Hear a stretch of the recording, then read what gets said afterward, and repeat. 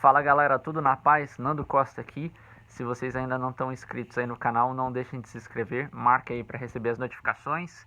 Quem está assistindo aí no Instagram, corre lá no YouTube, Nando Costa Music no YouTube. Quem está no YouTube, Nando Costa Music lá no Instagram. Resolvi fazer esse vídeo aqui, alguns assuntos bem legais que eu gosto de levantar para a galera. Já faço isso há bastante tempo, assim, ensinando a galera e dando dicas. Porque o que eu vejo é que às vezes muita gente se preocupa muito com as ferramentas, com os plugins que estão utilizando e tal, fica muito focado nessa parte e esquece a parte artística, né? Seja da mixagem ou da masterização e tal. E uma das formas que eu vejo muito a sonoridade, a forma como a gente aborda a estética na mixagem e na masterização, é muito através de formas, né? Eu gosto de explicar através de cores e tal, através de formatos mesmo, de desenhos, né? Ao longo do tempo eu fui adquirindo assim, esse hábito e na minha cabeça é fácil de entender. Eu queria passar dois pontos de vista que são bem legais assim, para a gente abordar, porque às vezes, e eu recebo muitos comentários de alunos assim, que às vezes chega num ponto da mix que é igual uma... entra em sinuca, né? E às vezes a percepção está correta, mas não consegue achar uma solução. Eu vou dar uma dica aqui que é uma coisa que eu aprendi há muitos anos atrás. Quando eu estava começando a estudar ainda masterização, eu tive o prazer de ser aluno de um dos caras muito legais aí que está na indústria, que é o Jonathan Weiner. Ele é consultor da Isotope já há muitos anos, né? E agora ele é presidente da AES também, internacional. Então, assim, é um cara que realmente, quando eu tive o prazer de estudar com ele, eu estava na Berkeley ainda, lá em Boston, e eu lembro que quando eu fiz o curso de masterização com ele, foi uma coisa que abriu muito a minha cabeça, assim, a forma de enxergar o áudio, né? A forma de você olhar. É uma forma de você olhar de uma forma... olhar para a imagem toda, tá? Eu vou passar algumas dicas aqui, alguns exemplos que vão ser interessantes. Vou deixar aqui na descrição alguns nomes de músicas para exemplificar, né, isso aqui que eu estou falando. Tal. Uma das coisas que é legal quando a gente está trabalhando essa visão macro, assim, da mix e também da master, vale para os dois momentos, né? É uma coisa que me ajuda muito a entender em que ponto que eu tô, como é que tá soando as minhas coisas, é entender o que eu chamo de simetria. E o que é simetria dentro do áudio? A simetria é meio que como quando você olha para uma mixagem, quando você está ouvindo uma mixagem, imagina o seguinte, a gente tem o espectro, né? O espectro que a gente ouve, que vai teoricamente, de 20 Hz a 20K, né? Obviamente, a gente vai perdendo essa audição ao longo do tempo e tal, mas vamos considerar de 20 a 20K como o nosso universo, né? O nosso conjunto universo de informações que a gente está ouvindo, tá? Se a gente considera uma linha central dividindo esse grupo de frequências, tá? Então a gente tem lá do super grave, né? Do subgrave até as frequências mais agudas, né? Imagina que você passa uma linha no meio. Vamos chamar esse meio de 1K, tá? Imagina que você tem uma linha dividida em 1K. Então você tem lá o grave, no 1K você tem o médio e você tem o agudaço lá por volta de 20K, tá? Se você olha para toda a música e enxerga como esse 1K dividindo, você pode enxergar muitas vezes e entender a simetria na música. Vou dar alguns exemplos aqui para vocês sacarem. O que acontece, e isso aí eu lembro quando eu comecei a fazer esse estudo mais aprofundado de master, uma coisa que até o Jonathan me explicou. Ele falou o seguinte, cara, imagina que você tem esse eixo central e uma sonoridade, né, uma mix bem legal, uma master bem legal, tende a ser simétrica. Simétrica no que sentido? Imagina que você tem uma música onde você quer bastante grave, tá? Então, beleza, você quer uma música cheia e tal, bastante grave. Se você não tem os agudos correspondentes na mesma quantidade, o que acontece é que sua mix fica desbalanceada. Ela pode ficar desbalanceada esteticamente ou às vezes você não quer que ela fique desbalanceada, então você vai ter que aumentar ela de um lado. Então vamos supor que você tem uma música onde você quer um subgrave muito forte. Então você tem a linha central, você está expandindo o seu espectro muito para o lado esquerdo, vamos colocar assim, tá? Beleza, para você ter uma mix equilibrada, você vai ter que expandir ela muito para o lado direito. Então tudo que você tem muito subgrave, você vai ter coisas mais brilhantes também. Senão a sua mix começa a soar desbalanceada, podendo ser proposital ou não. Se você tem bastante subgrave e você não tem agudos suficientes para suportar aquele subgrave, o que acontece é que a sua mix fica opaca, tá? Ela pode ficar opaca porque você quer ou porque você não quer, mas essa simetria ela fica bem clara, tá? Da mesma forma, se você não quer uma música com muito subgrave, você vai fechar um pouco, né? E fechar não significa que você tem que fazer um filtro, nada disso. Depende do contexto, depende da fonte sonora, depende do seu arranjo, né? Dos elementos que estão na sua mix. Mas enfim, vamos supor que você tem uma música que não tem tanto subgrave. Então necessariamente você não vai precisar ter tanto agudo, tá? Então a mix vai ficar um pouquinho mais fechada. Então é como se você trabalhasse a partir de uma simetria, esticando o seu espectro ou reduzindo o seu espectro, tá? Vou dar alguns exemplos práticos para vocês ouvirem aí, que são bem legais, que ilustram. Vou dar esse exemplo, o primeiro exemplo que eu vou passar vou falar aqui, é uma música que o espectro é mais reduzido, tá? Eu vou deixar os links aí embaixo, mas se vocês derem uma ouvida na música Man, I Feel Like a Woman, que é da Shania Twain, é uma música que tem é um country, né? Misturado meio country pop, assim, tal, tem uma pegada rock por causa das guitarras e tal. Então, assim, essencialmente seria uma música meio country pop e rock. O que acontece nessa música é o seguinte, essa música é uma música de espectro menor, tá? Eu chamaria essa música de espectro menor. Por quê? Dá uma ouvida na música. Você vai ver que o elemento principal na música que conduz é a guitarra, o riff da guitarra. Aí tem uma guitarrinha meio rock, assim, conduzindo. E você observa que a música, ela soa meio média, tá? E esse soar meio médio não significa que ela, enfim, tem boost de média, não. A forma como o arranjo foi feito é um arranjo um pouco menor. Então, à medida que os elementos graves começam a aparecer, você vê que eles aparecem, mas eles não estufam tanto a mix. Então o baixo entra, o bumbo entra da bateria e tal, mas você vê que o lado esquerdo do seu espectro nunca estende muito, né?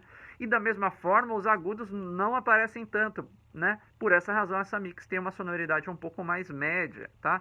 Até pela característica, é uma coisa mais rock and roll, country, tem guitarras predominando e tal, né? Então, isso é bem importante você ficar ligado. Então, essa música é um exemplo de música de espectro menor, onde você tem o grave que não estufa tanto pro sub e o agudo que não sobe tanto, tá? Dá uma ouvidinha nessa música que é um exemplo legal. Que é um exemplo de uma música com espectro estendido, né? Então ela vai mais pro grave do que essa primeira e vai mais pro agudo do que a primeira, tá? Vocês podem dar uma ouvida na faixa X, né? X, a letra X, né? Do Chris Brown. Essa faixa, dá uma ouvida, toca do começo e vê como é que a música entra no pré-refrão e vê na hora que ela chega no refrão como é que ela faz. Ela tem um lance dinâmico bem interessante. Mas o que acontece? Essa música ela já tem o subgrave bem estufado, então o seu low end vai lá embaixo, vai lá em 30 Hz e tal. Tem bastante informação, né? Kick e 808, né? Então o baixo, o sub é bem forte e tal. E da mesma forma, para comportar essa quantidade de informação, ela vai precisar ter um pouquinho mais de agudo, tá? Não tanto quanto outras músicas, mas o agudo é estendido, é mais estendido comparado com a primeira música. Então, essa música é uma música, por exemplo, de espectro mais estendido. Você vê que ela soa mais cheio. Obviamente, não estou levando em conta nível de compressão e limitação e tal. Então, todas essas músicas que eu vou explicar, elas têm loudness diferentes e tal. Então, faça o julgamento sem levar em conta também essa questão. Estou falando mais do espectro mesmo. Então, esse eixo de simetria ajuda você nessa coordenação, na sua decisão estética de como você quer a sua paisagem da mix e da master. Isso é bem legal, tá? Então, esse é um exemplo de uma música mais estufada. Um outro exemplo, geralmente, toda música que você pegar hoje, assim, rap, hip hop, trap, pop mais moderno, que a galera tá explorando bem os graves e tal, então geralmente o espectro é mais estendido, então você tende a ter mais grave e tende a ter mais agudo. Se você pega produções dos anos 70, por exemplo, anos 60, anos 80, onde você não explorava tanto isso, até por características das mídias mesmo, muita coisa era feita para vinil e tal. Então, assim, a tonalidade tende a ser um espectro menor. Hoje em dia não tem essa limitação, o espectro tende a ser nas produções mais modernas maior também, tal. E para explorar mesmo a sensação física, né, do grave, por exemplo, isso aí é bem interessante, tá? Um outro exemplo, uma outra música que também tem um espectro bem cheio, é a música do Drake, chamada God's Plan. Então é uma música que tem o grave bem fortalecido e tal, e o agudo é bem vivo, na verdade até mais vivo do que essa música do Chris Brown, tá? Então é um exemplo legal para você comparar duas músicas que têm o espectro cheio, porém uma soa mais viva, que eu diria que é a do Drake, ela soa um pouquinho mais viva, e a do Chris Brown soa um pouquinho mais velada, um pouquinho mais opaca, então ela é mais cheia. Então apesar de você ter esse eixo de simetria, a cor das músicas é um pouquinho diferente. Isso aí é bem legal a gente ressaltar e dar uma estudada, tá? Então são 3 exemplos que você pode usar para copiar. Então a gente falou de um exemplo que soa mais médio, onde você tem um espectro reduzido. Você tem uma música onde soa mais cheia, né, grave, no caso da do Chris Brown, ela soa mais grave e tal. E eu vou dar um exemplo para vocês de uma música que soa um pouquinho mais aguda, onde você tem esse eixo central, você tem um pouquinho mais de informação no agudo do que no grave, apesar de ser equilibrada, tá? E essa música é a música do Pharrell Williams, que é Happy, tá? Essa música Happy, inclusive até pela própria temática, né, feliz, happy, você tem a sensação de uma música mais leve, tá? E isso é representado na mix e na master. Então, mais leve significa um pouquinho mais de agudo do que a informação de grave, apesar de ser super equilibrada. Então, isso traz uma leveza na música, traz uma leveza na sonoridade, na cor geral da música, que transfere aí a mensagem da música. Então, isso é bem legal, tá? Dê uma ouvida nessa música, por exemplo, compare a master, né, da Happy com a master do X, do Chris Brown. Você vai ver que tem uma diferença tonal e de cor muito legal, assim, uma vai mais pro agudo, uma vai mais pro grave, mas ambas são equilibradas seguindo esse princípio do eixo aí de simetria, tá? Agora, ainda seguindo essa questão, um outro ponto de vista de simetrias, assim, que pode te ajudar na sua tomada de decisões.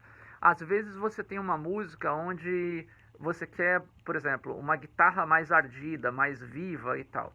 A gente tem que seguir essa questão de simetria. Se uma coisa é muito aguda, por exemplo, outras coisas têm que ser menos aguda, porque senão no final das contas a sua mix vai soar como um todo mais aguda. Então, para você manter sempre o equilíbrio das coisas, é importante que você tenha essa noção. Isso aqui eu quero bem grave. Tá, então isso aqui não pode ser tão grave.